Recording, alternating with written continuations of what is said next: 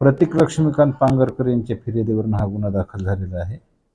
महावीर ढक्का, रणवीर ढक्का, सागर ढक्का आणि विक्रांत ढक्का आणि इतर 7 ते 8 लोकांच्या विरुद्ध हा गुन्हा दाखल आहे. सभागृहातल्या काहीतरी कामकाजावरनं वाद झाला आणि त्या वादाचा पर्यवेक्षण त्यांच्या वादामध्ये झालेली आहे अशी फिर्याद त्यांनी दिलेली आहे प्रतीक पांगरकर यांनी. आणि त्यांच्या म्हणण्याप्रमाणे की त्यांच्यावर वडिलांवर अटॅक केलं. ते स्थायी समिती अध्यक्ष आहेत आणि मग मध्ये पडले प्रतीक आणि त्या दरम्यान त्यांच्या भोवतीला मार लागलेला आहे खंजीरचा, अशा आशयाची त्यांनी फिर्याद दिलेली आहे.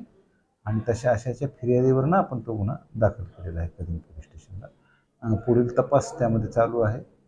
तांत्रिक पुरावे, उपस्थित असणारे लोक यांच्याकडे चौकशी करून योग्य तो त्यामध्ये तपास आम्ही करत आहोत.